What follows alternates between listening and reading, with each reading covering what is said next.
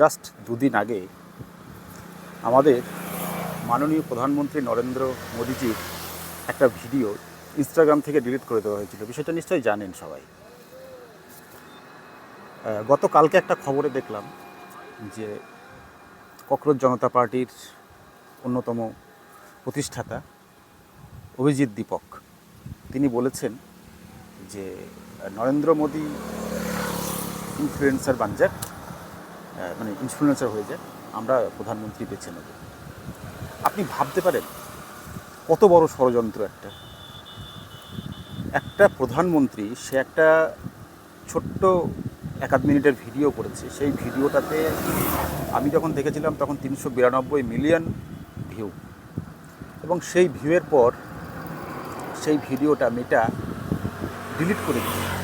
মানে সর্বকালীন একটা রেকর্ড, একটা ভিডিও, এবং ভারতবর্ষের প্রধানমন্ত্রীর ভিডিও, সেই ভিডিওটা রেকর্ড করে দিচ্ছে, মানে ডিলিট করে দিচ্ছে।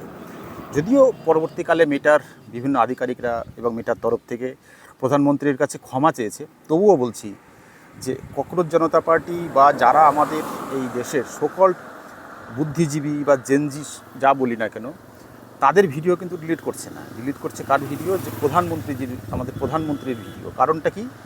কারণ হচ্ছে খুব স্পষ্ট। আদতে কোনো আন্দোলন, আমি ইতিহাসে জানি না সেইভাবে সোশ্যাল মিডিয়া প্ল্যাটফর্মে গড়ে উঠেছে কিনা, কিন্তু ইদানিং যে সমস্ত আন্দোলনগুলো আমরা দেখছি সেগুলো সবটাই সোশ্যাল মিডিয়া কেন্দ্রিক। এবং সোশ্যাল মিডিয়া থেকে একটা আন্দোলন গড়ে উঠতে পারে, সোশ্যাল মিডিয়া থেকে জমায়েত হতে পারে, কিন্তু প্রধানমন্ত্রী সোশ্যাল মিডিয়াতে রিল বানালে বলবে তিনি ইনফ্লুয়েন্সার হয়ে গেছেন, প্রধানমন্ত্রী বাদ। কেন প্রধানমন্ত্রী রিলস বানাতে পারেন না? তো সামগ্রিকভাবে আমার মনে হয় যে ডিপ স্টেট কাজ করছে, এবং এটা বিরাট বড় একটা চক্রান্ত ভারতের বিরুদ্ধে। এবং এর পিছনেও বেশ কিছু কারণ আমার আছে বলে মনে হয়।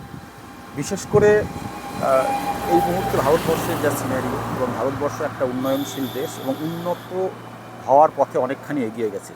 ভারতবর্ষ এখন আর আগের মতো নেই, এবং সেই কারণে ভারতবর্ষকে পিছন থেকে টানার জন্য বিরোধীদের হাতে সেরকম কোনো অস্ত্র এই মুহূর্তে নেই।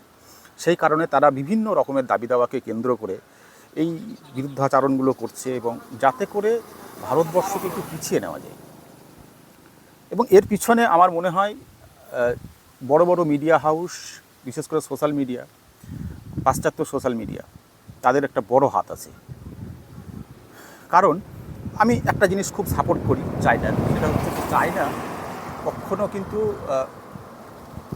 সোশ্যাল মিডিয়ার ফেসবুক, হোয়াটসঅ্যাপ, ইনস্টাগ্রাম, ইউটিউব এগুলো ওরা ইউজ করে না। ওদের নিজস্ব প্রযুক্তি আছে। তো আমাদের মনে হয় ভারতেরও কোথাও না কোথাও এবার এই ডিজিটাল জামানাতে এসে আত্মনির্ভর ভারতের পথে ডিজিটালি অনেক ইমপ্রুভ করা উচিত, এবং আমাদের যে পাশ্চাত্য মিডিয়া আছে এগুলোকে আস্তে আস্তে দূরে সরানোই ভালো। কারণ এদের থেকেই কিন্তু আগামী দেশের যে ভবিষ্যৎ, সেটা ওদের হাতে চলে যাচ্ছে। আমরা নিছকে এটাকে বিনোদন হিসাবে ভাবি, কিন্তু আদতে সবটা বিনোদন নয়, বিনোদনের পিছনে গভীর ষড়যন্ত্র।